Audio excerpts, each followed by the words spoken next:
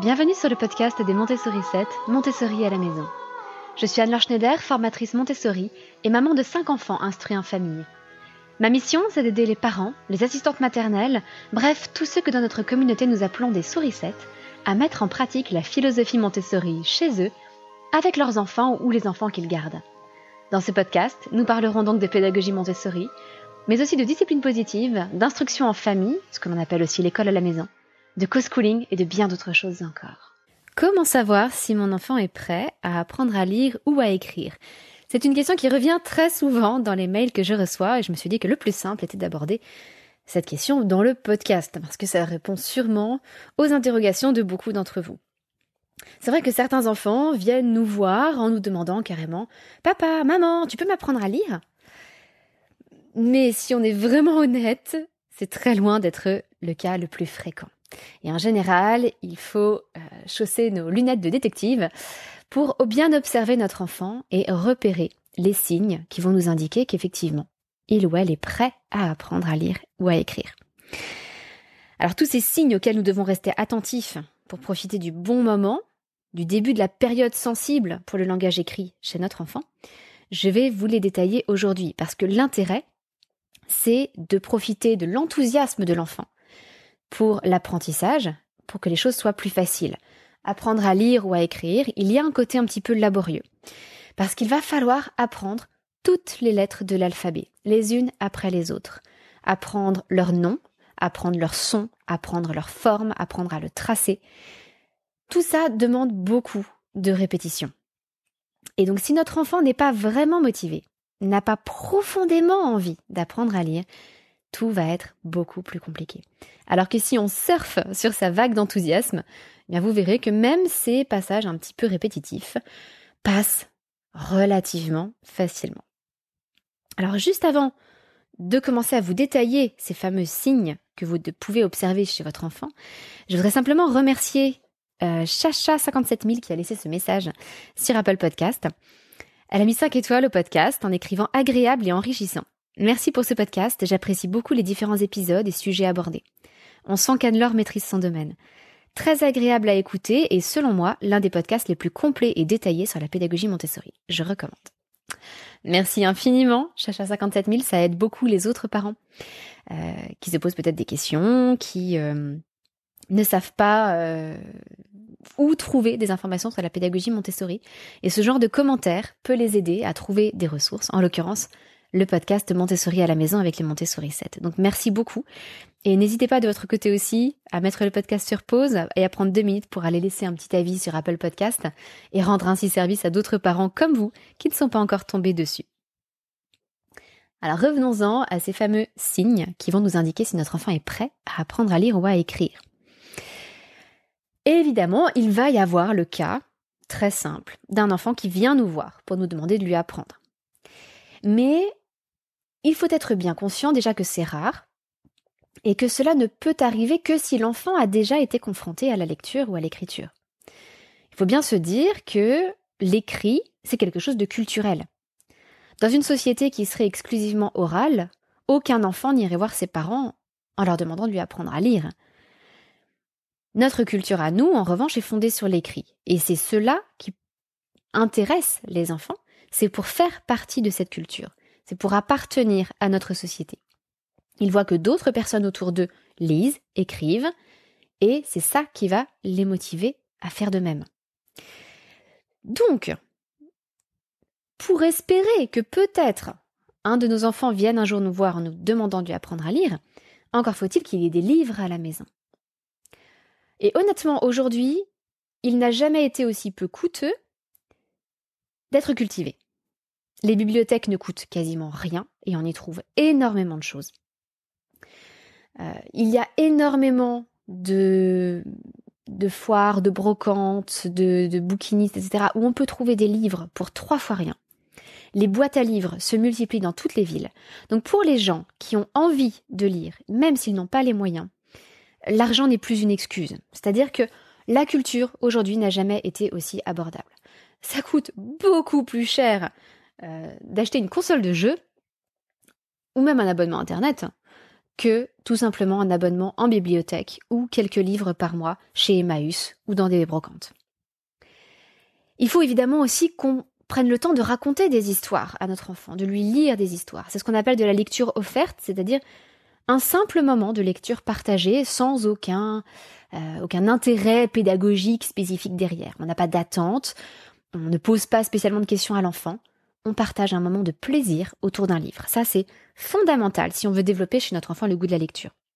Et puis, il faut aussi qu'on écrive devant nos enfants. Ça peut être la liste de courses, ça peut être des notes, ça peut être un plan, ça peut être notre journal, ça peut être toutes sortes de choses. Une lettre, même si ça se fait de plus en plus rare. Il est important que nos enfants nous voient lire et écrire. Et alors, ce qui est fascinant, c'est que même si nous-mêmes adultes, nous ne lisons pas forcément beaucoup, la simple présence de livres visibles dans une maison, dans un foyer, influence les enfants et renforce chez eux le goût de la lecture. C'est une étude qui a été faite que je trouve à la fois fascinante et déculpabilisante parce que autant quand j'étais plus jeune, je sais que quand j'étais au lycée, je lisais quasiment un livre par jour ou tous les 2 jours. J'étais une boulimique de lecture. Et aujourd'hui, très franchement, avec 5 enfants, avec le co-schooling que l'on fait, avec les Montessori 7, je n'en suis pas là du tout. Mais vraiment pas du tout. Je lis beaucoup moins qu'avant. Alors je lis aussi beaucoup de choses, beaucoup d'articles par exemple sur Internet. L'étude dont je vous parlais, c'est un article scientifique que j'ai lu, donc bon, ça compte pas vraiment comme des livres, et c'est vrai que mes lectures se font différemment. Et je culpabilisais un petit peu en me disant, mais c'est vrai que mes enfants ne me voient pas lire tant que ça. Mais malgré tout, ils baignent dans une culture du livre à la maison. Mon mari, lui, continue à lire pas mal, et puis malgré tout, l'un comme l'autre, mon mari ou moi, on ne part pas quelque part sans un livre. On habite en région parisienne, si on doit prendre le RER, on va prendre un livre. Si on part en vacances, on prend plusieurs livres. Et même si on ne les lit pas tous, même si on n'en finit pas un seul, ce sont des choses qui marquent les enfants. Et ils voient des livres autour de nous. Et ils nous voient regarder les vitrines des libraires, ils nous voient nous intéresser aux livres. Donc même si de votre côté vous n'avez plus non plus beaucoup le temps de lire, ça peut vous faire déculpabiliser comme moi en vous disant, bon, tant qu'on a une culture du livre à la maison, c'est déjà ça va développer chez nos enfants le goût de la lecture. Mais si notre enfant ne vient pas spontanément nous voir, on peut aussi observer, et parfois les enfants s'amusent à faire semblant de lire en suivant les lignes du doigt. Le problème avec ce petit signe, c'est qu'il est ambigu. Chez certains enfants, ça va manifester un réel désir d'apprendre à lire. Chez d'autres, souvent beaucoup plus jeunes, parfois vers 2 ans, 2 ans et demi, c'est simplement une façon d'imiter papa et maman. C'est-à-dire que si vous avez pour habitude, en lisant un livre à votre enfant, de suivre la ligne du doigt, par exemple, c'est peut-être simplement une habitude que votre enfant essaie de reproduire. Et ça ne signifie pas forcément qu'il a envie d'apprendre à lire. Mais parfois, c'est quand même le signe que votre enfant aurait envie d'en savoir plus et qu'il serait temps de démarrer l'apprentissage de la lecture. Donc le tout premier signe, notre enfant vient nous voir, il est évident. Ce deuxième signe, il est très ambigu. Et entre les deux, on a des signes très clairs qui nous permettent de mieux savoir si notre enfant a envie d'apprendre à lire ou écrire. Si on a un enfant qui s'amuse et qui joue avec les sons, c'est un très bon indice. Par exemple, je pense à notre fille qui a 4 ans et demi, et ça fait déjà quelques temps qu'elle a très très très envie d'apprendre à lire et à écrire. Et elle me dit des choses comme « Maman, Aliénor », elle s'appelle Aliénor, ça commence comme « Alix », une petite fille de sa classe, ou « Anne-Laure », ça c'est mon prénom. Et ça finit pareil qu'Anne-Laure. Ah bah oui, Aliénor, Anne-Laure, ça finit pareil. Donc ma fille commence à repérer des similitudes entre les mots, elle isole des sons dans les mots, elle reconnaît des sons similaires d'un mot à l'autre, elle fait aussi des jeux de rimes. Donc Aliénor, ça rime avec Anne-Laure, et elle s'amuse à reconnaître d'autres rimes comme ça dans la vie de tous les jours. Ça, c'est le signe que sa conscience phonologique est éveillée. Et j'y reviendrai un petit peu à la fin de cet épisode. Mais en tout cas, c'est très bon signe. Ça veut dire qu'elle s'intéresse au son, à la façon dont les mots sont construits, et à partir de là, Quand l'enfant est capable d'isoler les sons dans un mot, eh bien, il va pouvoir ensuite transcrire chacun de ces sons par une lettre et donc écrire des mots, composer des mots. Un autre indice assez fort, c'est si vous avez un enfant qui cherche à recopier des lettres. Alors, je vais mettre sur Instagram des photos justement de feuilles que j'ai retrouvées dans le lit de ma fille. Ça fait déjà peut-être 6 mois à peu près. Il y a 6 mois, pour la première fois, en allant réveiller ma fille le matin, j'ai trouvé une feuille dans son lit. Je me suis donc dit qu'elle s'était réveillée, qu'elle s'était relevée après son coucher, et elle était effectivement allée chercher un feutre et une feuille. Et il y avait écrit dessus alors des suites et des suites de chiffres, 1, 2, 3, 4, 5, écrits sur toute la page quasiment. Et elle avait écrit contrôle de soi et amitié. Alors je peux vous dire que ça fait un choc quand votre fille de 4 ans écrit contrôle de soi et amitié, que vous retrouvez ça dans son lit le matin. Je me suis sentie un petit peu perplexe. Mais qu'est-ce qui se passe, ma chérie? Comment ça se fait que tu aies écrit ça? Évidemment, je n'imaginais pas que ma fille avait spontanément écrit contrôle de soi ou amitié, mais j'avoue que ça m'a énormément surprise.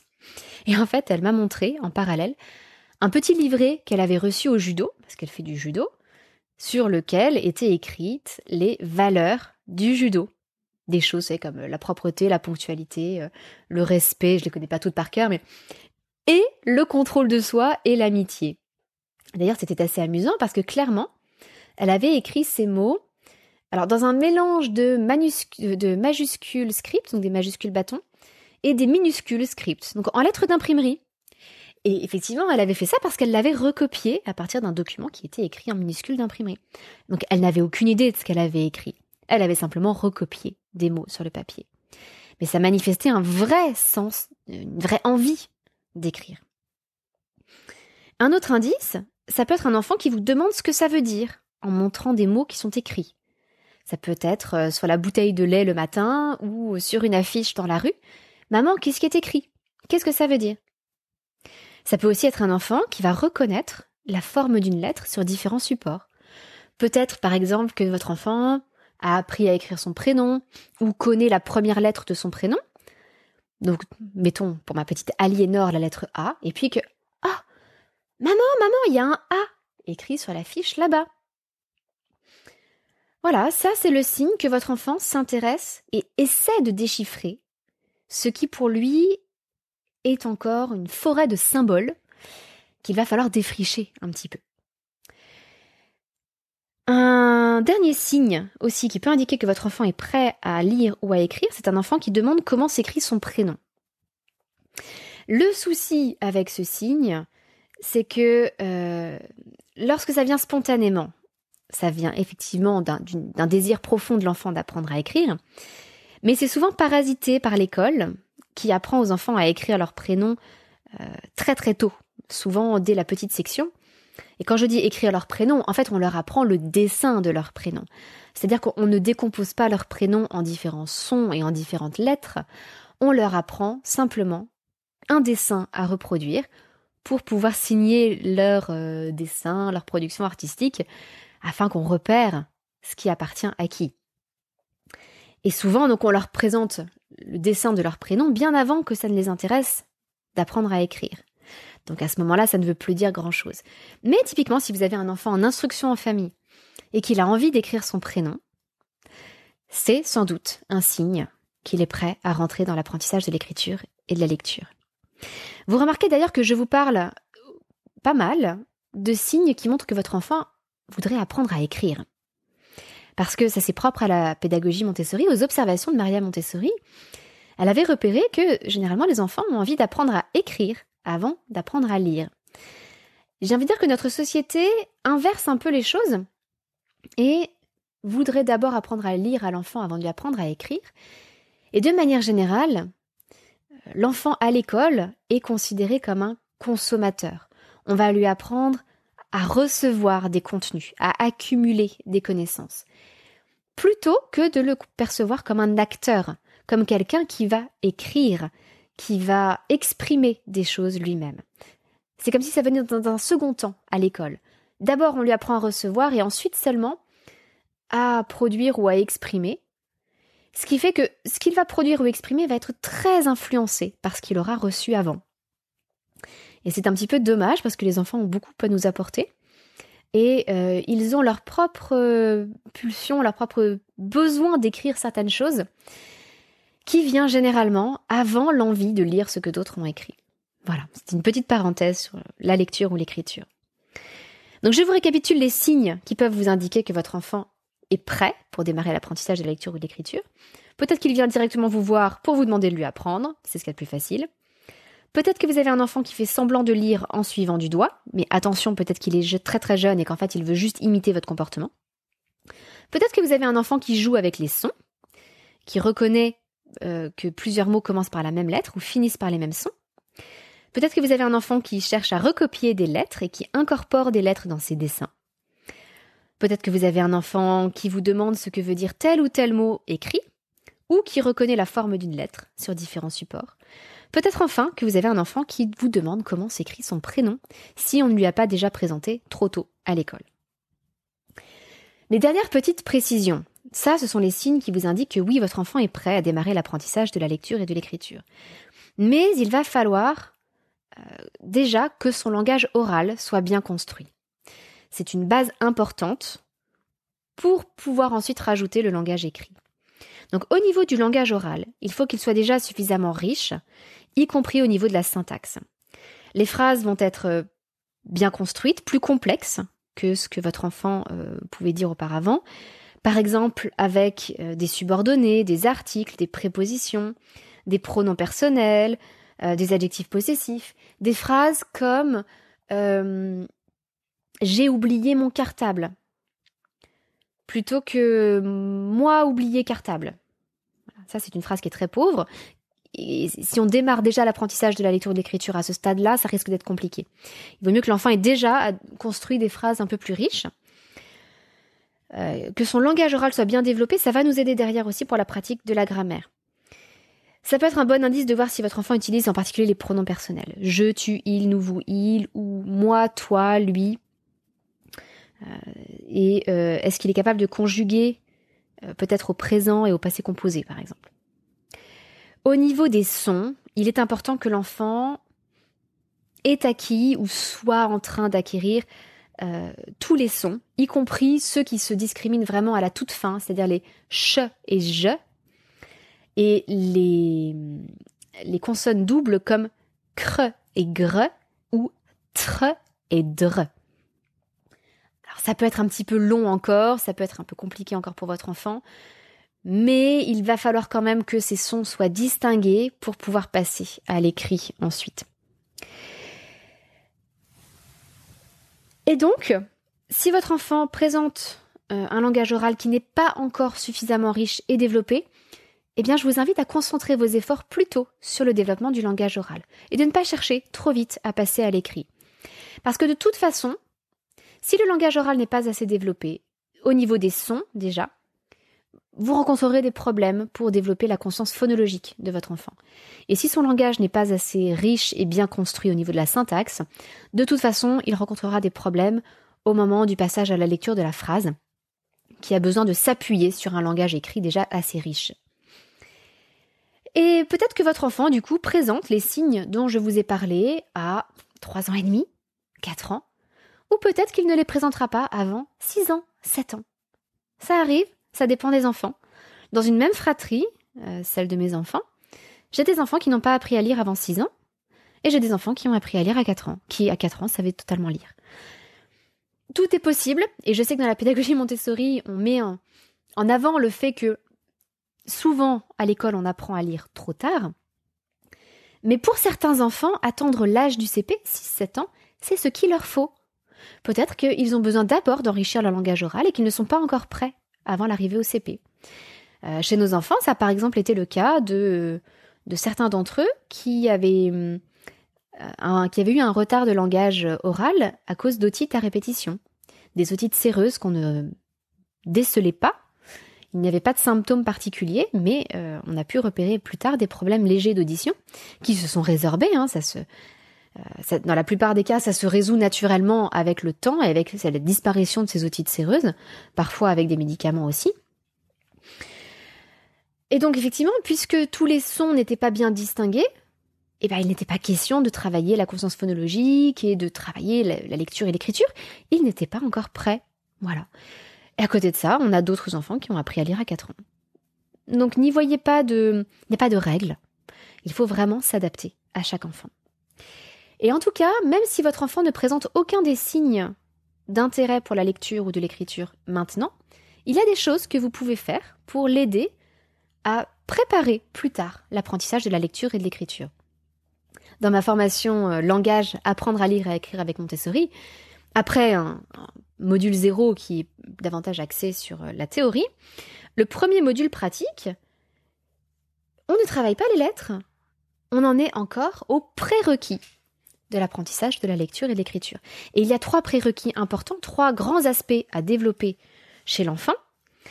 Vous avez premièrement, le développement de la conscience phonologique, donc j'en ai un petit peu parlé.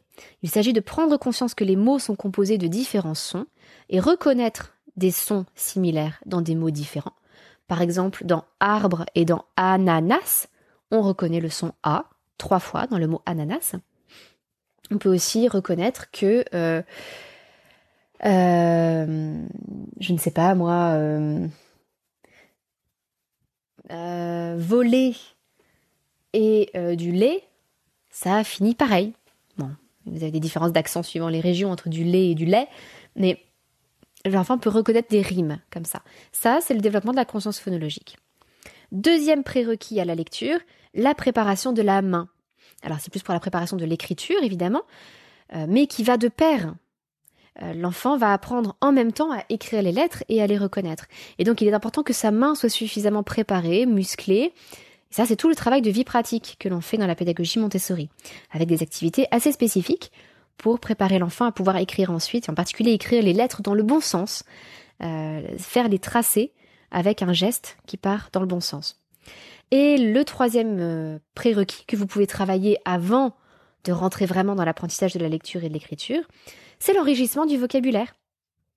Plus votre enfant aura un vocabulaire riche à sa disposition, plus vous pourrez lui proposer d'exercices de lecture, de mots par exemple, et plus il aura du grain à moudre, plus il aura de choses qu'il pourra lire, écrire, même si au démarrage, il ne peut lire et écrire qu'en phonétique. Donc justement, s'il connaît des mots assez riches, mais qui s'écrivent aussi, dont certains s'écrivent en phonétique, eh bien il aura donc plus de mots qu'il pourra lire et écrire à chaque niveau de lecture, à chaque moment de sa progression. Puis évidemment, plus l'enfant va progresser et apprendre à écrire ou à lire de nouveaux sons, plus vous aurez de nouveaux mots que vous pourrez lui proposer de lire ou d'écrire. Donc voilà, ces 3 choses importantes que vous pouvez commencer à préparer avant les signes d'intérêt de votre enfant pour la lecture ou l'écriture. La conscience phonologique, la préparation de la main et l'enrichissement du vocabulaire. Comme ça, si vous avez déjà travaillé tout ça, au moment où votre enfant manifeste de l'intérêt pour le langage écrit, à travers les signes que je vous ai indiqués, eh bien vous pourrez passer directement à l'apprentissage des lettres. Et vous n'aurez pas à faire patienter votre enfant en le faisant travailler seulement à ce moment-là, la conscience phonologique, la préparation de la main et l'enrichissement du vocabulaire. Donc vous profiterez davantage de l'enthousiasme de votre enfant. D'où l'intérêt de se préparer un petit peu en avance quand on sait que on voudrait apprendre à lire soi-même à notre enfant, que ce soit en instruction en famille ou parce que notre enfant risque de vouloir apprendre à lire ou à écrire avant l'entrée en CP. Eh bien, d'où l'intérêt donc de se former suffisamment tôt, de se préparer suffisamment tôt pour démarrer tout ce travail sur la conscience phonologique, la préparation de la main et l'enrichissement du vocabulaire, et être prêt le jour où notre enfant manifeste de vrais signes d'intérêt vers l'écrit, à démarrer l'apprentissage des lettres. Alors évidemment, je vous invite à jeter un œil à ma formation langage Montessori, lire et écrire avec Montessori. C'est une formation qui est destinée à la base aux enfants entre 3 et 6 ans, parce que c'est vers cette tranche d'âge-là que l'on apprend à lire et à écrire dans la pédagogie Montessori. Mais évidemment, elle s'adresse aussi à des enfants un petit peu plus âgés, qui n'auraient pas encore appris à lire ou à écrire. Au niveau du programme en termes d'équivalence, on travaille en fait des choses qui vont jusqu'au programme de CE1 inclus. On travaille aussi les bases de la grammaire, donc on va quand même très très loin dans l'apprentissage de la lecture. On va des prérequis jusqu'à la lecture complète de la phrase, avec le travail sur la ponctuation, la recherche de mots dans le dictionnaire, par exemple, et tout le travail de base sur la grammaire. Donc je vous invite à y jeter un œil pour voir si, par hasard, elle ne serait pas ouverte en ce moment. Et si vous écoutez cet épisode au moment où il sort, effectivement, ma formation Langage Montessori est actuellement ouverte et donc vous pouvez vous y inscrire pendant un temps encore limité. Et une fois que vous êtes inscrit, l'accès à la formation est à vie. Le gros intérêt de cette formation aussi, je me permets de le rajouter, et ce qui est à ma connaissance unique au monde, c'est que j'ai filmé cette formation avec l'un de mes enfants, Stanislas, qui était réellement en train d'apprendre à lire et à écrire. Et donc vous le voyez grandir et vous le voyez évoluer, présentation après présentation. Toutes les présentations Montessori que je fais, que j'ai filmées, sont faites avec lui en conditions réelles. C'est-à-dire que à chaque fois que je lui présentais une nouvelle activité, je le filmais. Donc vous pouvez voir en conditions réelles à quoi ça ressemble, l'apprentissage de la lecture et de l'écriture, avec un enfant qui parfois cherche à me faire tourner en bourrique. Bref, des choses que vous ne verrez jamais en formation en présentiel, et encore moins dans des formations à distance où c'est simplement un adulte qui vous explique comment faire la présentation. Là, vous voyez la présentation faite en conditions réelles. Donc, les choses sont un petit peu plus réalistes et on sort d'un univers un petit peu idyllique, comme on nous le présente parfois dans des livres ou des formations où tout semble parfait en théorie, et puis quand on se retrouve confronté à la pratique, on se dit « Ah, en fait, il y avait des choses qui n'étaient pas si évidentes que ça ». Donc voilà, c'est une expérience assez unique et je sais à quel point elle est rassurante pour les parents qui suivent la formation et à quel point elle leur donne des pistes aussi pour savoir comment réagir quand leur enfant provoque ou détourne le matériel, puisque vous me voyez faire dans la formation également. Voilà, c'est tout pour aujourd'hui. Je vous souhaite une excellente semaine et je vous donne rendez-vous mardi prochain. À très bientôt, votre petite sourisette, Anne-Laure.